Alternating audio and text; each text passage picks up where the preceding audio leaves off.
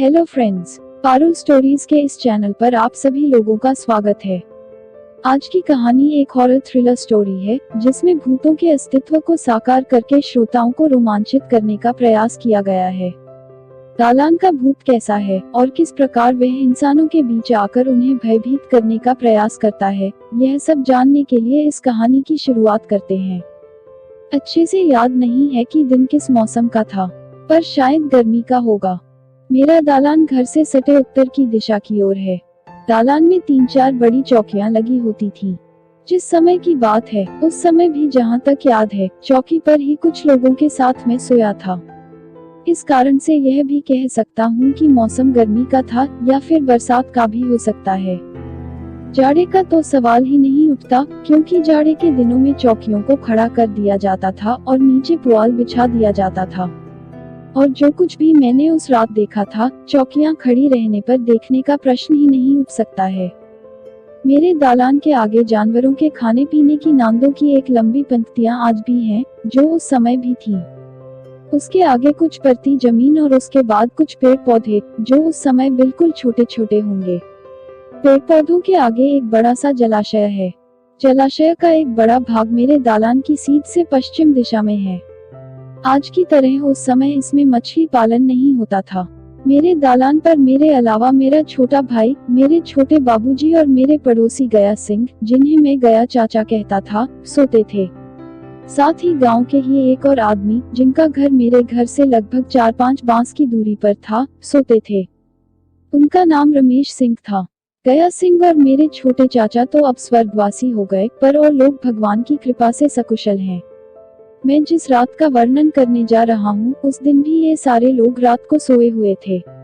जिस समय मेरी नींद खुली थी और वह दृश्य देखा था, मुझे अंदाजा न था कि रात्रि का कौन सा पहर होगा, पर बाद में पता चला कि रात्रि का तीसरा पहर समाप्त होकर चौथा पहर चढ़ा था।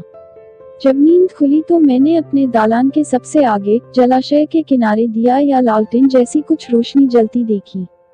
ध्यान से देखा तो वैसी ही रोशनी पाई। कुछ देर बाद सोचा कि शायद कोई अपने बच्चे को शौच करवा रहा होगा।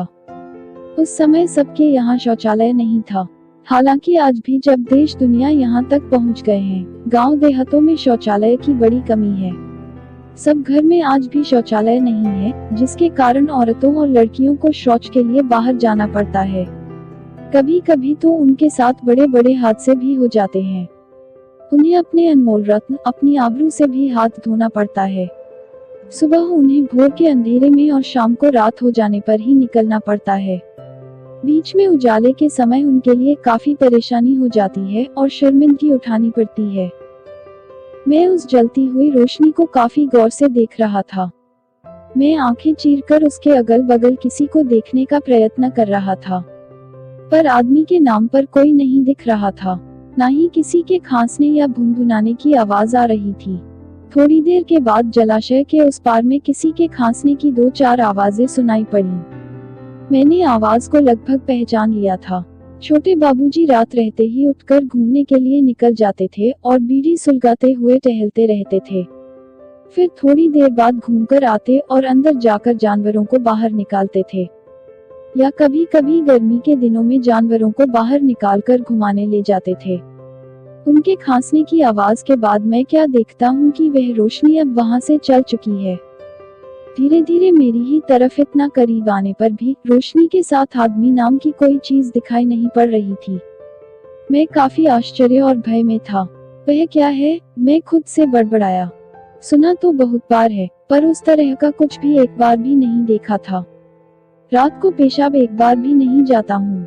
पेशाब लगने पर उठकर बाहर जाने से पहले सारे रोंगटे खड़े हो जाते थे। बाहर उठकर जाने के क्रम में पूरब में तनिक भी झांकने से पहले पूरी देह कांप जाती थी। मैं क्या ही कहूँ कि नाली उत्तर दक्षिण की तरफ थी और हमें पश्चिम मुंह करके पेशाब आदि करने के लिए बैठना पड़ता था। देह लाख कांपती थी, रोंगटे लाख सिहरते थे, पर जाने या आने के क्रम में एक आध बार उधर पूरब की तरफ डरी नजर अवश्य चली जाती थी। एक बार तो ऐसा लगा था कि आज उसको देख ही लिया हो। प्राण बिल्कुल सूख गए थे, पर अशोक भैया को सामने पाकर जान में जान आई थी। दीपावली का समय था। हमारे गांव में इस अवसर पर 3 दिनों तक लगातार होने वाले नाटकों का रिहर्सल चल रहा था। और वे उस रात गढ़ पर, जहाँ निकेतन कक्ष भी है, वहाँ से रिहर्सल करके अपने घर लौट रहे थे। वे जमुना चाचा करते आए और हम सबसे बतियाने लगे थे। उन्होंने बातचीत के क्रम में बताया कि पूरब की तरफ बैगन के पौधों के बीच उजली साड़ी पहने एक औरत को वे कब से देख रहे थे। पहले उन्हें लगा कि कोई महिला बैगन चुराने के ख्याल से आई होगी और फिर उन्हें देख पौधों के बीच में छिप गई होगी।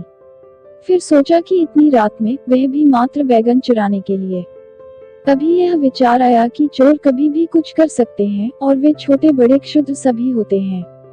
पर तभी सहसा उनके रोंगटे खड़े हो गए। अरे ये तो उन्हें ध्यान ही नहीं रहा कि कहीं वे यह सोच ही रहे थे कि तभी वह महिला एकदम से गायब हो गई। यह देखकर वे दौड़ते हाँफते हमारे दालान में आए और हमसे आपबीती सुनाने लगे। छोटका बाबूजी जैसा आदमी यह सब देख सुनकर चुप है। अरे वह तो भूत प्रेत का नाम लेने वाले लोगों को झकझोर कर रख देते हैं। औरतों की भाषा में कहूँ तो मुंह तक नोच लेते हैं और आज चुपचाप। छोटका बाबूजी से तो वैसे ही हम सब काफी डरते थे। भूत प्रेत के बारे में कुछ सुनकर थोड़ा भी उनसे या उनके सामने चर्चा कर लें तो वे हमारा कचूमर तक निकाल सकते थे। जिस जगह या उसके आसपास का वर्णन अशोक भैया कर रहे थे, उन जगहों के बारे में मैं बहुत सुन चुका था कि उधर भूत मंडराते रहते हैं। मेरा दालान उन जगहों में बिल्कुल सटा था, अतः जब भी मैं रात को सोकर उठता था और पेशाब लगा होता था तब जाने से पहले डरकर रह जाता था। डरते डरते दौड़कर जाता था और जल्द से पेशाब करके थोड़ा बहुत डरी सहमी निगाहों से उन जगहों पर ताक भी लेता था। पर तब तक कोई वैसी चीज पर नजर नहीं पड़ी थी। पर आज तो वह प्रकाश धीरे धीरे हमारी तरफ आया और फिर मेरे दालान के आगे गौशाले से 1-2 कदम आगे रहकर पूरब की तरफ मुड़ गया। फिर बढ़ते बढ़ते दूसरे के घर की तरफ चला गया। छोटका बाबूजी आए और फिर अंदर जाकर कुल्ला किया। उसके बाद वे जानवरों को निकालने लगे। मैं चुपचाप लेटा रहा और धीरे धीरे सुबह हो गई। मैं उठा और सैर करने उत्तर दिशा की ओर निकल पड़ा। कुछ देर बाद मैं वापस आया और अपने कुएं पर जाकर कुल्ली हाथ मुंह धोया। फिर सीधे माँ के पास गया। मैंने माँ को उस घटना से फौरन अवगत कराया। माँ ने हल्का डांटा, क्या जरूरत पड़ी थी तुम्हें उधर देखने की? जानते हो कि जब उधर भूत प्रेत रहता है तो चुपचाप सोए रहते। हमारे दालान में थोड़े ही आता है। जीवाजंत है, अपना जहाँ रहता है रहे, उससे हमें क्या। पर माँ इतना ही बोलकर चुप नहीं बैठी। उसने बड़ी हिम्मत जुटाकर छोटका बाबूजी से वह सब पूछ ही दिया। छोटका बाबूजी ने माँ से जो बताया तो भय से होश उड़कर रह गए। क्या वह रोशनी भूत ही थी? अरे बाप रे बाप, आज मुझे भूत दिखाई दिया था। भूत लोग सब वैसा होते हैं। अब तो दालान में सोने पर काफी डर लगेगा। अच्छा, तो मैं आज अपने दोस्तों को बताऊंगा कि आज मैंने भूत देखा। वैसा भूत विश्वास ना हो तो छोटका बाबूजी से पूछो जाकर। पर हो सकता है छोटका बाबूजी से मेरे दोस्त पूछने जाएं तो मुझे 2-4 थप्पड़ों और झिड़कियों का सामना करना पड़ जाए। पर जो भी हो, आज मैं अपने दोस्तों को बताऊंगा तो जरूर। मन में एक गजब उच्छ्वास था जो मैं अपने साथियों को अपने द्वारा देखे गए भूत का वर्णन करूंगा। मेरे दोस्त कैसे मुझसे सटकर मेरी बातों को फटी फटी आंखों और सीना धोंकने की तरह पिचका फुलाकर सुनेंगे। और तब मैं अपने दोस्तों को ढूंढने लगा और वह सब बताने लगा।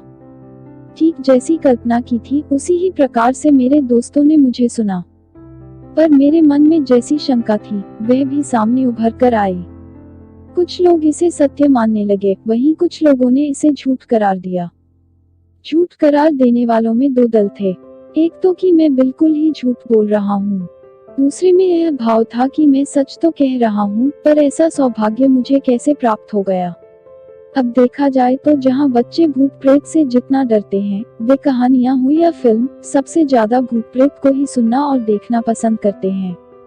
वे सुनते रहेंगे, पढ़ते रहेंगे, देखते रहेंगे और डरते रहेंगे, पर उन्हें बिना पूरा सुने देखे नहीं छोड़ेंगे। तो जब मेरे दोस्तों का वह दल जो मुझे झूठा करार दे रहा था, उनके साथ मैंने वही हथकंडा अपनाया। मतलब छोटका बाबूजी से जाकर पूछ लो। बस उनकी हेकड़ी हवा हो गई। आपको मेरी कहानी कैसी लगी? कमेंट बॉक्स में बताइए ताकि मैं आप लोगों तक अच्छी अच्छी कहानियां ला सकूं। हमारे चैनल को सब्सक्राइब करना ना भूलें और साथ ही वीडियो को लाइक करें और अपने दोस्तों के साथ व्हाट्सएप, इंस्टाग्राम और फेसबुक पर शेयर करें। नई नई मजेदार कहानियों के नोटिफिकेशन के लिए बेल आइकॉन को जरूर दबाएं। धन्यवाद।